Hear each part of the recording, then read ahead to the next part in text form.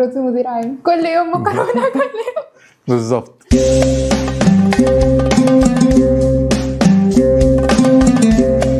انا جنزي. أنا جينزي. انا جنزي. أنا جينزي. أنا جينزي. أنا جينزي. دول شباب من جين زي، هنخليهم يشوفوا تريلر احنا اللي عاملينه لفيلم قديم ومهم من كلاسيكيات السينما المصرية. هم غالبا ما يعرفوش عنه اي حاجة. هناخد رياكشناتهم وانطباعاتهم عن الفيلم وهنعرفهم اكتر عن السينما القديمة اللي كلنا حبيناها. وبالمناسبة لو حابب تشارك معانا في حلقات زي رياكتس املى الفورم اللي في الديسكريبشن تحت.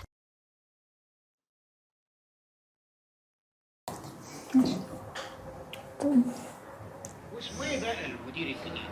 اسمه عصمت فهمي. عصمت فهمي؟ اي مين ده؟ أنا عصمت فهمي المدير الجديد. اهلا وسهلا. صار اقدر اقول ان مراتي اجمل مدير عام. عارفاه. الرجال قوامون على النساء اذا كان اللي بيد الاوامر واحد نساء. يعني انا لو دخلت بقى على سياده المديره دي عشان امضي منها مشروع اقول لها ايه؟ عوام. يا حنفي. نعم يا سياده الوكيل. هات القفقاف وحصلني على مكتب المديره، استناني على الباب، اول ما اخرج اتوضى على طول. وتتوضى ليه؟ ابو حنيفه قال ان اللي يسلم على الستات ما يتنقش هدومه. احمد بن حنبل قال يتنقل. تعرف انا شايفك ازاي دلوقتي؟ ازاي يا حبيبي؟ شايفك بشنب. دمك. شايف العز اللي على شمالك يا أبو كمال؟ ها؟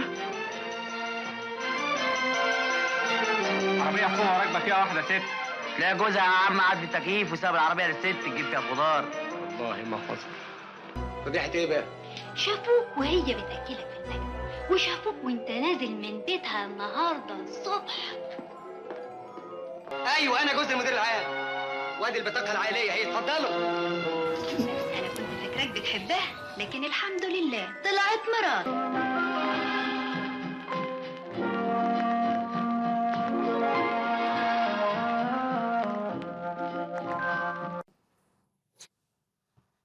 ايوه شو عارفه الفيلم؟ ايوه. طيب عارفه الفيلم ده ايه؟ اه. عارفه اسمه؟ مراتي مدير عام، كل يوم مكرونه كل يوم. بالظبط. مراتي مدير عام، اخراج فطين عبد الوهاب. فيلم قديم شويه بس من اهم الافلام في السينما.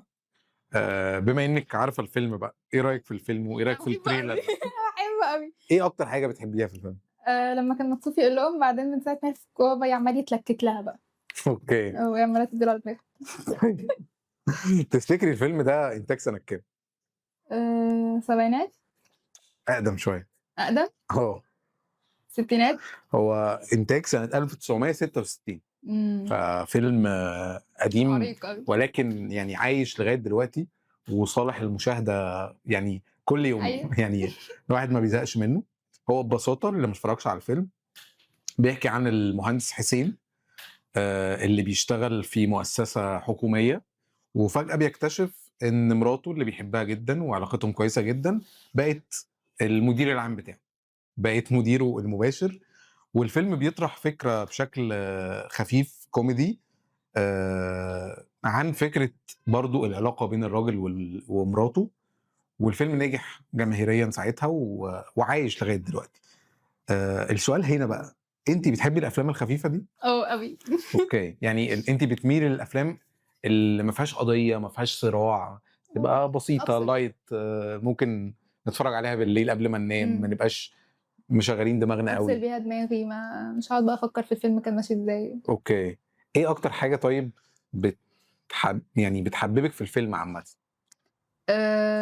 حته النقله ما بينهم من الشغل للبيت. هو اوكي. كان في البيت في الاول، وهو يعني اقول لهم ايه ومش عارف ايه وبتاع، بس ستيل بيعملها في البيت ان هي مراته اللي هو بيحبها وكده. يجي في الشغل، هي مين دي اصلا؟ دي مديره طب انت لو اتحطيتي في موقف شبه ده هيبقى رد فعلك ايه؟ لو انت جه في يوم بقيتي مدير جوزك هتعملي ايه؟ ده انا هستناه يطلع عيني في البيت. استنى موقف في البيت اطلع بيه عيني في الشغل الصراحه.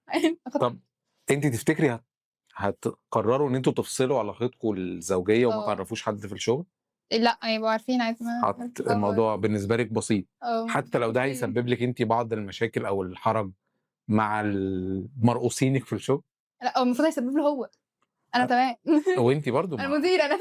يعني لو خدتي قرار مثلا هيقول لك اصل انت خدتي القرار بس عشان جوزك فبتحابيه له مثلا. ما حبيبي الجوز، ما جوز. حبيبي جوزي الموضوع بالنسبه لك عادي. عادي. طب حلو قوي. طب الفيلم تعرفي مين في الكاست؟ شاديه حلو. وصلاح ذو الفقار كاسم، واندهشت دلوقتي ان موجود عادل امام، بس أنا مش شفتي عادل ممكن مع الشاب عامل ازاي؟ يعني ما عارفه. طيب هل تعرفي اصلا ان شاديه مغنيه؟ بس عندك ما المعلومه اعرفهاش دي؟ أغاني. بس عارفه ان هي بتغني، بس ما اعرفهاش اغاني، بس عارفه ان كانت بتعمل تقريبا افلام غنائيه برضو في النص. هي شاديه من كتر ما ان هي بقت ممثله كبيره، ممثله قويه جدا، الناس بدات تنسى ان هي اصلا جايه من خلفيه غنائيه او ان هي كانت مغنيه. فتعرفي اي افلام لشاديه؟ طيب يعني لو بتحبي الفيلم ده نرشح لك افلام بس اتقل بقى توريكي شاديه الممثله القويه. يعني في فيلم اسمه اللص والكلاب لو تسمعي عنه، وفيلم اسمه ميرامار. الفيلمين دول من متاخدين من روايات لنجيب محفوظ، وفيهم اداء تمثيلي لشاديه مش طبيعي. وفي فيلم تاني اسمه شيء من الخوف، برضو حاجه علامه يعني في السينما المصريه. طيب سمعتي عن مخرج الفيلم اللي اسمه فطين عبد الوهاب؟ هو ده ممثل دلوقتي؟ لا، هو ليه ابن اسمه زكي فطين عبد الوهاب. ايوه. فطين عبد الوهاب بقى اللي هو مخرج الفيلم، لا. سمعتي اي حاجه عنه؟ لا خالص. طيب فطين عبد الوهاب ده يعتبر يعني لو رتبنا مخرجين الكوميديا في السينما هيبقى هو من اول 2 3 فيهم. الراجل ده عمل كل حاجه في الكوميدي، كل حاجه، ومات صغير. يعني مات يعني هو عنده حاجه و50 سنه، وعمل اكتر من 40 50 فيلم كلهم علامات في السينما المصريه.